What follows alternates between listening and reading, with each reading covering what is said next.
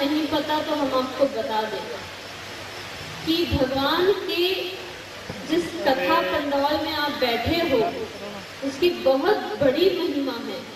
वो अंकल जो अनाउंस कर रहे थे वो क्या बोल रहे थे कि स्वर्ग है, लेकिन हम उन्हें थोड़ा सा करेक्ट करना चाहेंगे। ये स्वर्ग नहीं, स्वर्ग से भी ऊपर भगवान का गोलोक धाम है, भगवान का धाम है। क्योंकि स्वर्ग में क्या होता है, शास्त्रों में लिखा है कि स्वर्ग में केवल भोग विलास होता है, 56 भोग, नृत्य, ये सब भोग वहां होते हैं। और भगवान के धाम में भगवान की लीला, इसीलिए ये गोलोक धाम है। आप भगवान के धाम में बैठे हो। मोक्ष किसे कहते हैं? कोई कहता है हाँ, जब मर जाएंगे तो ऊपर आकाश में कोई स्वर्ग सा बना है, वहां काफी लोग हमारी सेवा करेंगे, हम 56 भोग खाएंगे, ये मोक्ष होता है। मोक्ष नहीं होता। मोक्ष तो जीते जी होता है, मरने की बात की कोई बात नहीं है, वो भी मरने के बाद होता है। मोक्ष जीते जी मिलता है। जिसका मन भगवान में लग गया, जो भगवान की भक्ति में लग गया और संसार से उसका वैराग्य हो गया, तो वही मोक्ष है। और आप सब क्योंकि यहाँ भगवान के नाम संकीर्तन में बैठे हो, अभी अभी आपने श्रीमद् भागवत कथा महापुराण का आपने श्रवण किया, तो ये आप अपने आप को परम भाग्यशाली, हम सब परम भाग्यशाली हैं कि साईं जी की कृपा से आज हमें ये मौका मिला है, ये अवसर मिला है। क्योंकि भगवान की कथा बहुत दुर्लभ है। वो देवी श्री अभी बता रही थी ना, क्या बता रहे थे कि भगवान की कथा को सुनने के लिए मनुष्य योनि चाहिए, मनुष्य योनि में हमारा जन्म होना चाहिए, हमें मानव देह मिलनी चाहिए। और मानव देह प्राप्त करने के लिए स्वयं स्वर्ग के देवता भी तरसते हैं, स्वयं स्वर्ग के देवता भी इस मानव देह को प्राप्त करने के लिए तरसते हैं। लेकिन आज वही कथा गुरु की कृपा से सुलभ हो गई, इसीलिए हम सब परम भाग्यशाली हैं। अभी साईं जी के लिए तालियां नहीं बजाओगे? अरे भाई, हम सब तो अपने लिए जीते हैं, लेकिन साईं जी वो हमारे लिए जीते हैं, वो हमारे लिए जीते हैं। क्योंकि संत की यही पहचान होती है, जो अपने बारे में नहीं दूसरों के सुख के लिए सोचता है, वही संत है। और ऐसे विनम्र संत के श्री चरणों में हम कोटि कोटि नमन करते हैं। तो हम आपको कथा की महिमा बताना चाहते हैं।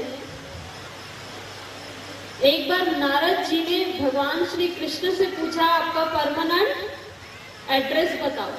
तो भगवान श्री कृष्ण ने कहा, परमानेंट एड्रेस क्यों पूछ रहे हो? कहा कोई अर्जेंट न्यूज देनी हो तो कहाँ ढूंढूंगा आपको? अभी क्योंकि उस समय मीडिया का काम कौन करते थे? नारद जी। यहाँ की खबर वहां कैसे पहुंचानी है, ये नारद जी करते थे।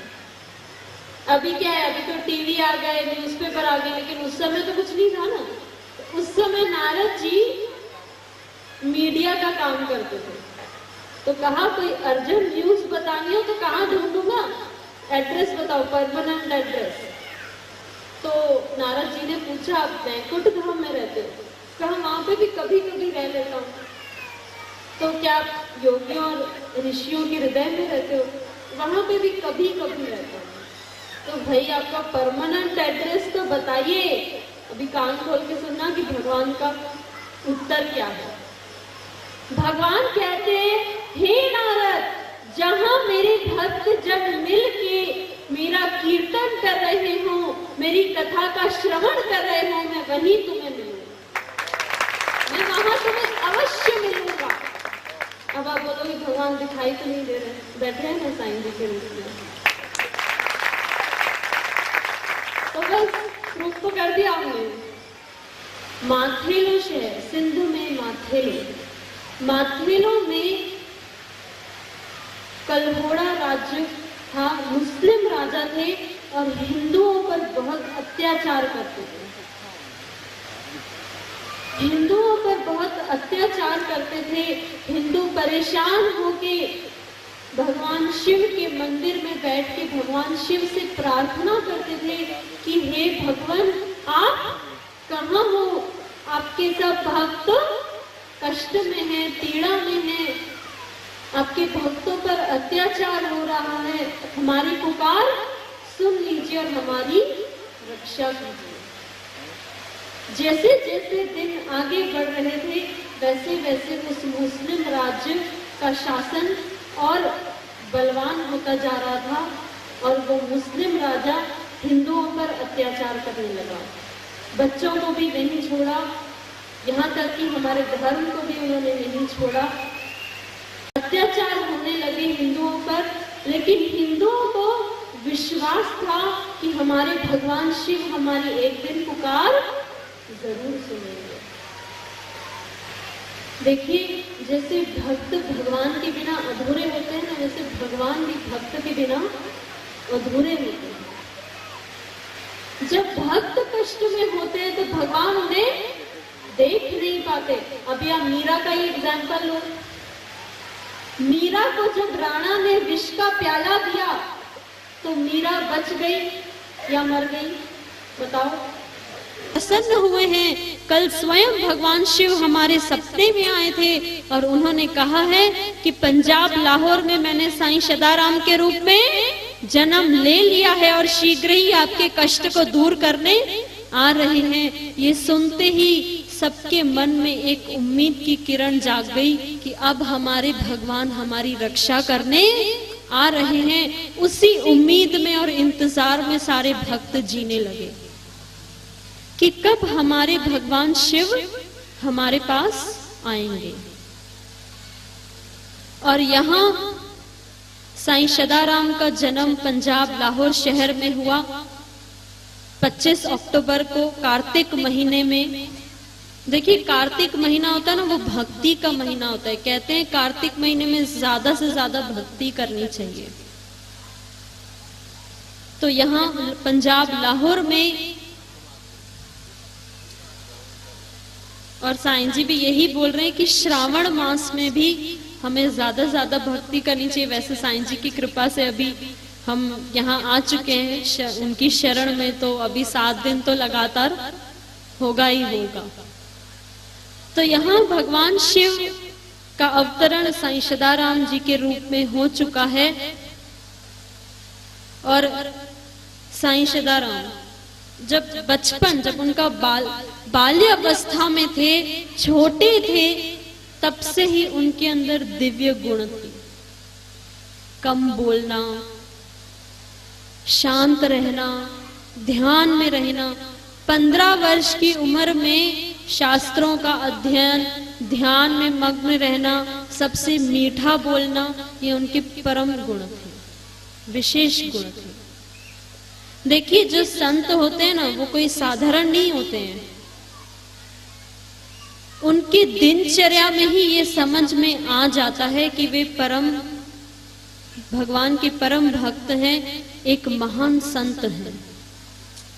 तो ऐसे ही हमारे साईं सदाराम शिव अवतारी बचपन में ही भगवान की ध्यान में लीन रहना, भगवान के ध्यान में लीन रहना, शास्त्रों का अध्ययन करना, सबसे मीठा बोलना, विनम्र रहना। अरे यहाँ तक कि कोई अगर उनके साथ गलत व्यवहार भी करता था ना, तभी भी साईं सदाराम उनसे प्रेम से बात करते थे। कोई किसी से झगड़ा कर रहा होता था तो साईं सदाराम जाके कहते, अरे भाई क्यों लड़ रहे हो? विनम्र बनो, सच को पहचानो, अभिमान करने में कुछ नहीं रखा है। हम पता लड़ते क्यों हैं? क्योंकि हमें अभिमान हो जाता है। वही इंसान ज्यादा लड़ता है जिसको अभिमान होता है। और यहाँ संत भी सबको यही समझाते कि अभिमान मत करो, और भगवान की शरण में आ जाओ, विनम्र बनो।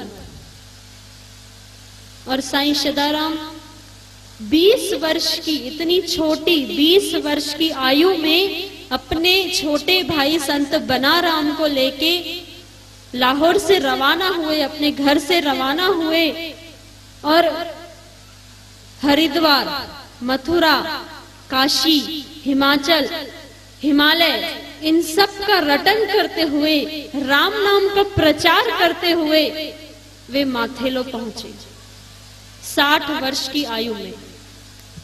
कितनी? 60 वर्ष की आयु में साईं सदाराम अपने छोटे भाई संत बनाराम के साथ माथेलो पहुंचे। और माथेलो पहुंचने के बाद जिस शिव मंदिर में बैठ के उनके भक्त, यानी भगवान शिव के भक्त भगवान शिव को पुकारते थे, उसी मंदिर में साईं सदाराम आए, वहां बैठे। और जब ये बात सबको पता चली कि हमारे नगर में एक सिद्ध संत आए हैं और यही हमारे भगवान शिव हैं, चलो हम उन सबके दर्शन करने चलते हैं। बधाई हो, बधाई हो। भाई अभी आप भी बधाई दोगे ना? बधाई हो, बधाई हो। हमारे भगवान शिव माथेलो आ चुके हैं साईं सदाराम के रूप में। चलो चलो हम सब उनके